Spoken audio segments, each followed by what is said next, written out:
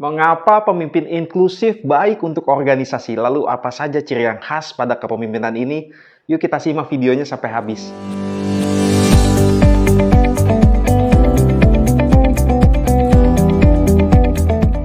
Apakah yang harus dilakukan pemimpin yang hebat di masa depan? Dalam 5 tahun, 10 tahun, walaupun dalam 15 tahun ke depan. Mungkin imajinasi kita berkata bahwa kita akan dibawa ke ranah fiksi ilmiah, di mana buku dan film melukiskan gambaran yang jelas tentang masa depan itu, tetapi terlihat sangat berbeda dengan kenyataan. Dalam buku dan film, selalu ada pahlawan, cerdas dan kuat dalam menanggung beban dunia di bahu mereka. Pahlawan tersebut memiliki sahabat karib jika beruntung, tetapi jarang menjadi pemimpin dan sahabat yang sama. Mereka hampir tidak pernah bertindak sebagai tim. Pemimpin ini mengambil tindakan berpuncak pada pemulihan kemanusiaan. Apalagi yang membuat penasaran adalah gambaran ikonis ini, pemimpin heroik tetap konstan meskipun saat ini lingkungan sangat berubah. Sepertinya kita membayangkan konteks masa depan yang berbeda. Tetapi sekali lagi, ketika kita datang untuk berpikir tentang kepemimpinan, kita berada di loop atau lingkaran yang berulang. Hal ini membuat sebuah hiburan yang hebat dan tidak melambangkan realitas. Dalam dunia yang kompleks, kita harus memprediksi masa depan dengan presisi adalah bisnis yang beresiko. Setidaknya ada 4 megatrend global yang membentuk kembali lingkungan dan mempengaruhi dalam menetapkan prioritas bisnis, di mana keempat megatrend global tersebut adalah yang pertama, diversity of market atau kita sebut keragaman pasar. Permintaan pasar mulai bergeser ke pasar negara berkembang dengan pertumbuhan ekonomi yang baik di negara berkembang. Dengan adanya pertumbuhan kelas menengah, pasar yang baru ini mewakili peluang pertumbuhan tunggal terbesar dari banyak perusahaan di seluruh dunia. Yang kedua, adanya tren diversity of customers atau keragaman pelanggan. Secara demografi dan sikap perilaku pelanggan sudah berubah. Mereka diberdayakan melalui teknologi dan dengan pilihan yang lebih besar, sehingga pelanggan mengharapkan produk dan layanan yang lebih personal. Ketiga, yaitu tren diversity of ideas atau keragaman ide. Digital teknologi, konektivitas super cepat, dan deregulasi telah mendisrupsi rantai nilai atau value chain, cara kebiasaan konsumsi, dan persaingan. Tren yang keempat, yaitu diversity of talent atau keragaman bakat. Pergeseran dalam profil umur, pendidikan, dan arus perpindahan manusia sejalan dengan harapan akan kesetaraan dalam kesempatan dan keseimbangan hidup telah memberikan dampak terhadap populasi kerja. Keragaman dari pasar, pelanggan, ide-ide, dan bakat adalah sebuah tren yang mempengaruhi gaya kepemimpinan. Untuk pemimpin yang begitu hebat dalam lingkungan yang homogen harus melakukan penyesuaian secara cepat. Tentu saja, inti dari leadership seperti memberikan arahan dan mempengaruhi tidak lekang oleh waktu, tetapi kita lihat bahwa adanya kemampuan baru yang sangat penting. Perusahaan saat ini semakin mengandalkan tim multidisiplin yang beragam. Mereka menggabungkan kemampuan kolektif antara perempuan, laki-laki, orang-orang dari warisan budaya yang berbeda. Begitu juga pekerja yang lebih muda dan lebih tua. Namun menggabungkan beberapa orang saja tidak menjamin kinerja yang tinggi. Hal ini membutuhkan kepemimpinan yang inklusif. Kepemimpinan yang memastikan bahwa semua anggota tim merasa diperlakukan dengan hormat dan adil, dihargai, dan merasa memiliki serta percaya diri dan terinspirasi. Inklusivitas tidak hanya baik untuk dimiliki dalam tim. Riset menunjukkan bahwa hal itu secara langsung meningkatkan performa. Juliet Borg dan Andre Tites dalam tulisannya telah melakukan riset. Tim dengan pemimpin inklusif 17% dilaporkan lebih mungkin mereka berkinerja tinggi. 20% mengatakan bahwa mereka membuat keputusan berkualitas tinggi dan 29% dilaporkan lebih mungkin berperilaku kolaboratif. Selain itu, mereka menemukan bahwa peningkatan 10% dalam kepemimpinan inklusif meningkatkan kehadiran kerja hampir 1 hari dalam setahun per karyawan. Lalu, tindakan spesifik apa yang dapat diambil agar bisa menjadi pemimpin inklusif? Untuk menjawab pertanyaan ini telah disurvei lebih dari 4.100 karyawan tentang inklusif. Survei diadakan dengan wawancara bagi mereka yang teridentifikasi menjadi anggota tim yang pemimpinnya dikategorikan sebagai inklusif, serta meninjau literatur akademik tentang kepemimpinan. Dari penelitian diidentifikasi, Ada 17 rangkaian perilaku terpisah dan kemudian dikelompokkan ke dalam 6 kategori yang sifatnya khas, yang kesemuanya sangat penting dan saling menguatkan. Lalu, sifat khas apa yang dikategorikan masuk sebagai pemimpin inklusif? Nah, ini kalau secara global, keenam sifat-sifat tersebut. Setelah ini kita bahas per elemen.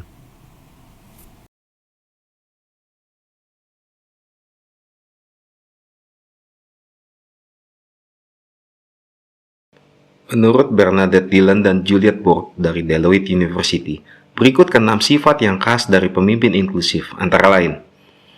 Yang pertama adalah komitmen. Pemimpin yang sangat inklusif berkomitmen terhadap keragaman dan terbuka, karena tujuan ini selaras dengan personal values atau nilai-nilai personal, dan mereka percaya pada kasus bisnis. Menjadi inklusif terhadap keragaman merupakan tantangan besar, sekaligus membutuhkan waktu dan energi. Lalu, apakah elemen-elemen dari komitmen itu sendiri? Marilah kita lihat sebuah tabel yang akan menjelaskan masing-masing elemen di dalam elemen komitmen. Ada dua, yaitu personal values dan kepercayaan pada kasus bisnis. Di dalam nilai-nilai personal, apa yang pemimpin inklusif pikirkan? Tentunya pemikirannya bahwa inklusif harus selaras antara nilai-nilai personal pemimpin itu sendiri. Kemudian, apa yang pemimpin lakukan? Perlakukan semua anggota tim dengan adil dan hormat. Memahami keunikan setiap anggota tim. Mengambil tindakan untuk memastikan setiap anggota tim terhubung pada organisasi. Dan secara proaktif beradaptasi dengan praktik kerja tim untuk memenuhi kebutuhan orang lain. Lalu, kita masuk ke elemen yang kedua di dalam komitmen, adalah keyakinan pada kasus bisnis. Maksudnya begini, dalam elemen ini, pemimpin berpikir bahwa nilai komersial dan inklusif terkait dengan bakat atau talent, inovasi, pelanggan, dan pertumbuhan pasar yang baru. Lalu, apa yang pemimpin inklusif lakukan untuk elemen ini? Antara lain, perlakukan keragaman dan inklusi sebagai prioritas bisnis. Mengambil tanggung jawab pribadi terhadap hasil dari keragaman dan inklusi. Mengartikulasikan dengan jelas dan otentik dari nilai keragaman. Mengalokasikan sumber daya untuk meningkatkan keragaman dan inklusi di tempat kerja. Masuk ke ciri khas pemimpin inklusif yang kedua, yaitu courage. Pada bagian ini, courage sebagai bentuk dari sebuah keberanian dan kerendahan hati. Memang, kalau kita artikan di dalam kamus, bahwa courage mengandung satu arti, yaitu keberanian. Pemimpin inklusif pada ciri khas ini berani angkat bicara dan menentang status quo, serta mereka dengan rendah hati memahami kekuatan dan kelemahan mereka. Keberanian untuk berbicara dan men-challenge orang lain dan menentang status quo adalah pusat perilaku dari pemimpin inklusif. Hal ini terjadi pada tingkat-tingkatan, dengan orang lain, dengan sistem, dan dengan diri mereka sendiri. Lalu, apa elemen dari courage itu sendiri? Terdiri dari dua elemen, yaitu yang pertama, kerendahan hati. Elemen kedua yaitu keberanian. Kita bahas satu persatu di dalam tabel. Elemen kerendahan hati. Apa yang pemimpin inklusif pikirkan? Mereka memikirkan tentang kesadaran akan kekuatan dan kelemahan pribadi. Lalu, apa yang mereka lakukan? Pemimpin inklusif mengakui keterbatasan dan kelemahan pribadi, mencari kontribusi orang lain untuk mengatasi keterbatasannya, mengakui bila ada kesalahan yang dibuat. Kemudian, masuk ke elemen courage yang kedua, yaitu keberanian. Pemimpin inklusif berpikir tentang menjadi agen perubahan dan hasil positif yang bisa dimiliki dari keragaman dan inklusi. Lalu, mereka melakukan apa? Dekati keragaman dan inklusi dengan sepenuh hati. Menantang sikap dan praktek organisasi yang mengakar dan mengedepankan homogenitas. Menuntut orang lain untuk bertanggung jawab atas perilaku yang menentang inklusif. Kemudian, masuk ke ciri khas yang ketiga dari pemimpin inklusif adalah cognizance of bias atau kesadaran akan bias. Bias menurut laman Oxford Dictionary adalah prasangka yang mendukung atau menentang suatu hal, orang atau kelompok dibandingkan dengan yang lain. Para pemimpin yang sangat inklusif sangat memperhatikan titik buta pribadi dan organisasi, serta mengatur diri sendiri untuk membantu memastikan sebuah fair play atau permainan yang adil. Mereka rendah hati menunjukkan kesadaran akan kelemahan pribadi, serta kekurangan dalam sistem dan memastikan meritokrasi. Meritokrasi menurut Wikipedia adalah sistem politik yang memberikan kesempatan kepada seseorang untuk memimpin berdasarkan kemampuan atau prestasi, bukan kekayaan atau kelas sosial. Lalu, apa saja elemen-elemen yang melekat pada cognizance? Ada 2 elemen. Yang pertama yaitu self-regulation. Self-regulation menurut Zimmerman merupakan kemampuan seseorang untuk mengarahkan pikiran, perasaan, keinginan, dan tindakan untuk mencapai tujuan tertentu. Elemen kedua adalah fair play atau bertindak adil. Lalu, di self-regulation, apa yang pemimpin pikirkan? Antara lain, penerimaan bias dan perhatian pada dampaknya dan momen pada saat yang paling rentan terhadap bias. Lalu, apa yang pemimpin inklusif lakukan pada self-regulation? Yaitu, pemimpin mempelajari tentang bias pribadinya termasuk melalui feedback atau umpan balik. Mengikuti proses untuk memastikan bias pribadi tidak mempengaruhi keputusan tentang orang lain. Identifikasi dan atasi proses organisasi yang tidak sesuai dengan sistem merit. Merit system ditetapkan agar setiap pekerja dinilai berdasarkan kualifikasi, kompetensi, dan kinerjanya. Kemudian, kita masuk ke elemen kedua di dalam cognizance, yaitu fair play. Apa yang pemimpin pikirkan di dalam fair play? Yaitu kesadaran akan adanya 3 bagian dari keadilan, yaitu hasil, proses, dan komunikasi.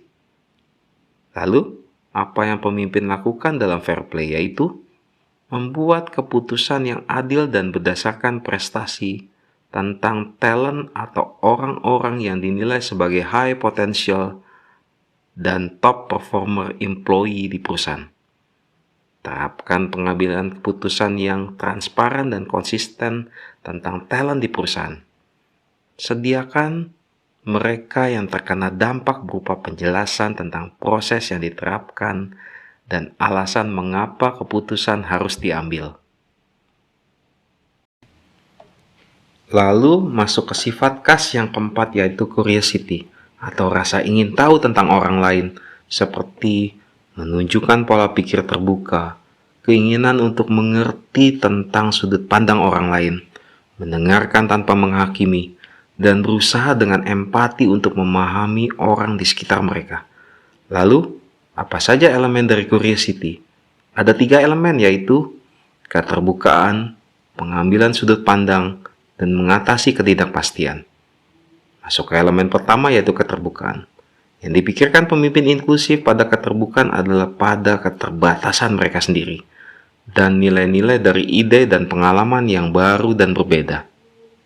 Kemudian, apa yang dilakukan pemimpin inklusif tentang keterbukaan? Yaitu tunjukkan keinginan untuk terus belajar, secara aktif mencari pandangan orang lain yang beragam untuk ide dan pengambilan keputusan, dan menahan untuk memberikan nilai yang cepat saat terlibat dengan orang-orang yang beragam. Lalu, kita masuk ke elemen kedua pada curiosity, yaitu tentang pengambilan sudut pandang. Apa yang pemimpin inklusif pikirkan? Yaitu meningkatkan pengertian baru atau pandangan yang berbeda pada diri sendiri. Lalu, apa yang mereka lakukan? Yaitu mendengarkan dengan penuh perhatian ketika orang lain menyuarakan sudut pandangnya. Terlibat dalam pertanyaan yang penuh dengan rasa hormat dan rasa ingin tahu yang lebih pada sudut pandang orang lain. Dan menunjukkan kemampuan untuk melihat sesuatu dari sudut pandang orang lain. Kemudian, elemen curiosity yang ketiga adalah mengatasi ketidakpastian. Apa yang pemimpin inklusif pikirkan? Yaitu menerima bahwa beberapa ambiguitas dan ketidakpastian tidak bisa dihindari. Ambiguitas adalah kondisi bermakna lebih dari satu. Lalu, Pemimpin inklusif melakukan apa pada elemen ketidakpastian? Mengatasi perubahan secara efektif, peragakan dan dorong pemikiran yang berbeda, dan mencari peluang untuk terhubung dengan orang yang beragam.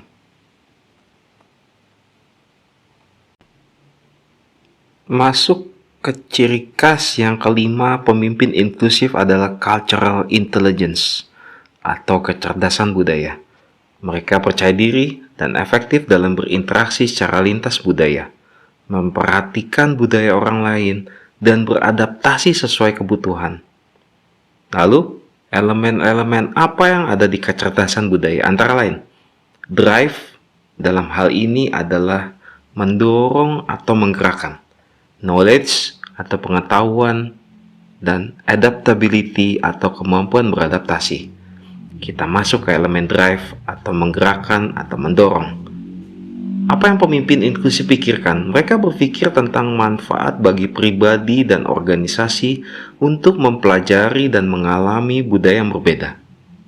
Lalu, mereka melakukan antara lain, berminat secara aktif untuk belajar tentang budaya orang lain, mencari peluang untuk mengalami lingkungan budaya yang berbeda-beda, percaya diri, memimpin tim dengan keragaman lintas budaya. Kemudian, masuk ke elemen knowledge atau pengetahuan. Pemimpin inklusif berpikir tentang perbedaan dan persamaan antar budaya, pengetahuan spesifik atau khusus tentang negara yang relevan agar beroperasi secara efektif dalam geografi tertentu. Contohnya, pengetahuan bisnis, ekonomi, norma-norma, dan lain-lain. Lalu, apa yang dilakukan pemimpin inklusif pada elemen ini? Mereka mencari informasi dalam konteks lokal, contohnya soal politik dan cara kerjanya.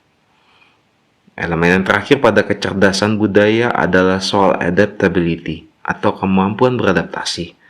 Apa yang pemimpin inklusif pikirkan pada elemen ini, yaitu penerimaan budaya dalam situasi yang berbeda, mungkin membutuhkan perilaku beradaptasi. Kemudian, yang dilakukan pemimpin inklusif pada elemen ini adalah bekerja dengan baik dengan individu dengan latar belakang budaya yang berbeda. Ubah gaya yang dibutuhkan dengan tepat saat pertemuan lintas budaya. Gunakan verbal yang sesuai, misalnya kecepatan, nada, penggunaan waktu jeda atau diam. Sekaligus nonverbal, misalnya gerak tubuh, wajah, ekspresi, bahasa tubuh, kontak fisik pada saat pertemuan lintas budaya. Ciri khas yang terakhir atau yang keenam adalah kolaboratif atau berkolaborasi. Mereka memberdayakan orang lain, memperhatikan keragaman pemikiran dan keamanan psikologis, serta berfokus pada kohesi tim. Kohesi adalah keserasian hubungan antara unsur yang satu dengan unsur yang lainnya dalam wacana sehingga tercipta pengertian yang apik. Lalu, apa saja elemen-elemen dari kolaboratif? Yang pertama adalah empowerment atau pemberdayaan. Yang kedua adalah teaming atau kerjasama. Dan yang ketiga adalah voice atau suara atau pendapat dalam hal ini. Oke, kita bedah satu-satu elemen tersebut. Yang pertama adalah empowerment. Apa yang pemimpin inklusif lakukan adalah memastikan orang lain merasa mampu dan nyaman untuk berkontribusi secara mandiri. Kemudian, apa yang pemimpin inklusif lakukan dalam elemen ini antara lain, beri anggota tim kebebasan untuk menangani situasi sulit, memberdayakan anggota tim untuk membuat keputusan tentang isu-isu tersebut yang berdampak pada pekerjaan mereka, mempertahankan anggota tim untuk bertanggung jawab atas kinerja yang mereka bisa kendalikan. Kita lanjut ke elemen kedua, yaitu teaming atau kerjasama. Yang mereka pikirkan adalah disiplin tentang keragaman pemikiran dalam hal komposisi dan proses tim. Apa yang pemimpin inklusif lakukan? Mereka menghimpun tim yang beragam untuk berpikir, bekerja keras untuk memastikan bahwa anggota tim saling menghormati dan tidak ada outgroup dalam tim. Outgroup adalah suatu kelompok yang berada di luar kelompok yang lain yang disertai dengan munculnya antipati, prasangka, ataupun antagonisme. Kemudian, melakukan antisipasi dan mengambil tindakan yang tepat untuk menangani tim ketika terjadi konflik. Elemen terakhir atau yang ketiga yaitu elemen voice atau pendapat. Elemen ini yang pemimpin inklusif pikirkan adalah dengan menyesuaikan gaya dan proses untuk memastikan setiap anggota tim memiliki suara. Lalu, apa yang mereka lakukan? Pertama adalah ciptakan lingkungan yang aman di mana orang merasa nyaman untuk angkat bicara. Secara eksplisit melibatkan semua anggota tim dalam diskusi. Yang terakhir adalah mengajukan pertanyaan tindak lanjut. Demikian keenam sifat yang khas dari pemimpin inklusif. Masih banyak yang harus dipelajari tentang bagaimana menjadi pemimpin yang inklusif dan memanfaatkan kekuatan tim yang beragam. Tetapi satu hal yang jelas, pemimpin secara sadar mempraktekkan kepemimpinan inklusif dan secara aktif mengembangkan kemampuan mereka akan melihat hasil dan kinerja superior dari tim yang beragam. Terima kasih dan semoga bisa menambah wawasan Anda. Semangat!